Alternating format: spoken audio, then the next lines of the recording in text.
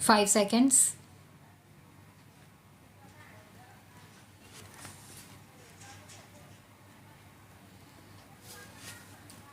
The income tax cannot be changed by the whim of the executive because it is enshrined in the law. Therefore, we argued, please now, on the basis of your own reports, cap the rate. When we used the word cap the rate, what do we mean? It cannot be changed by the whim of the executive. A rate must only be changed with the approval of Parliament. Now, I ask all of you, do you agree with me or do you disagree with me on the question that a rate of this importance must be changed only with the approval of Parliament? It cannot ought not to be changed by the whim of the executive. Now, I want to speak up loud and clear and tell the people of India that we don't want Parliament to change the rate. We want the executive to change the rate. The people of India expect low indirect taxes. There are a lot of people, a lot of corporates I have seen in the last few days speak up of passing the GST bill. It does not matter to them whether the rate is 18 or 20. They will pass it on to the consumer. In any way, there are many voices in the country to speak up for the corporate supporters. But somebody must speak up for the people. That is precisely what my party is doing. What I am doing today. In the name of the people, I ask you to keep this rate at the rate recommended by your CEA, namely the standard rate should not exceed 18%. I know you are not incorporating it in the Constitution Amendment Bill, but you have to incorporate it in the GST bill. No tax bill will survive judicial scrutiny unless the tax rate is mentioned.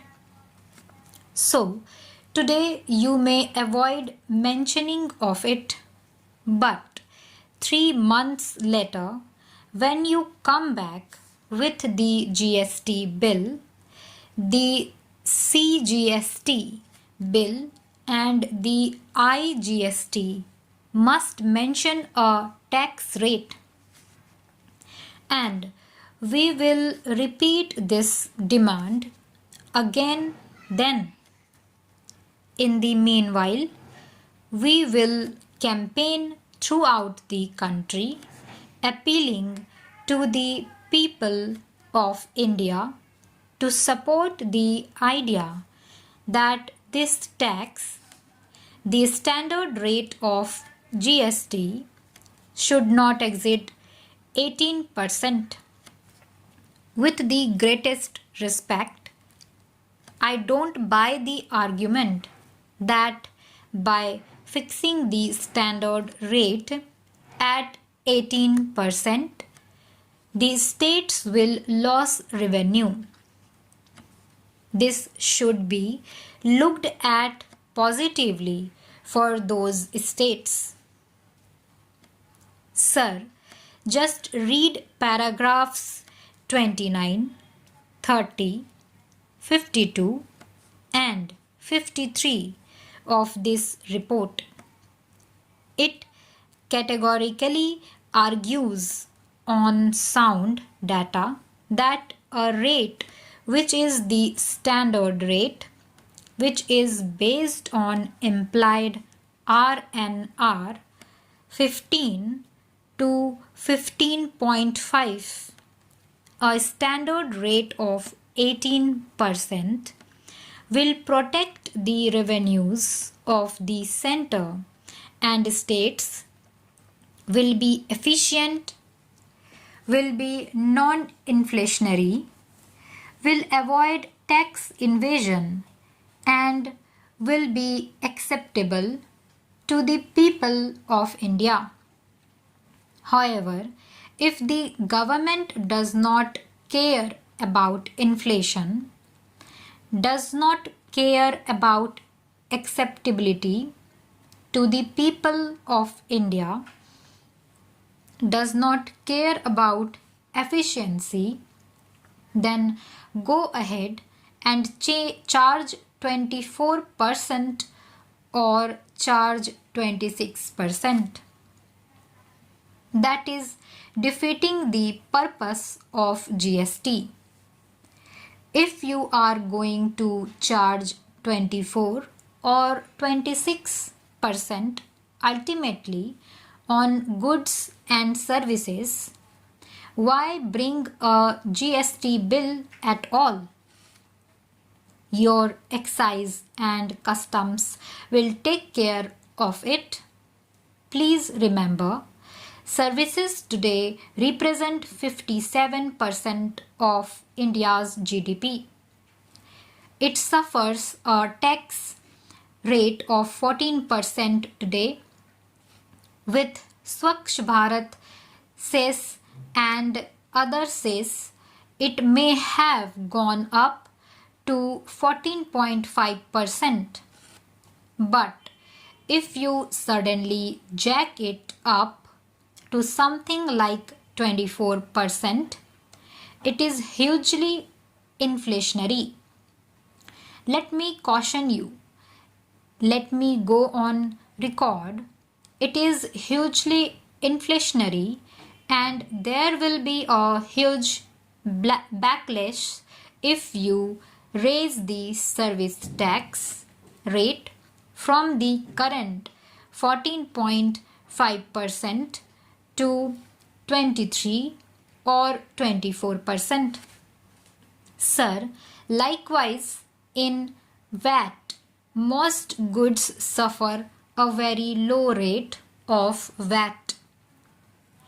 There is a huge number of exemptions and only 56% are of the standard rate.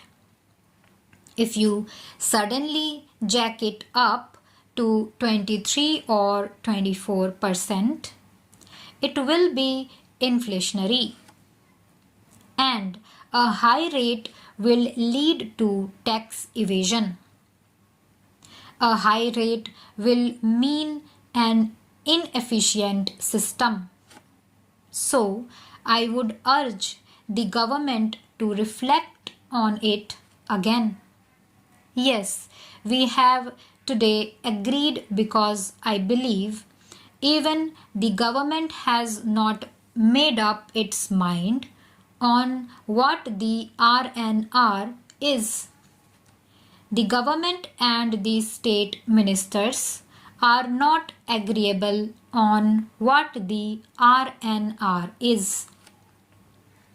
In the last meeting that took place the last Tuesday, according to our information, there was a clear cleavage, a disagreement between the state finance ministers on the one side and the union finance minister on the other. I can't believe that they have not agreed on R&R. They are going back to their drawing board and work on the R&R. I don't know. Perhaps within the government there is a disagreement between the revenue department and the economics division. Eventually, you will have to come to an agreement. Stop.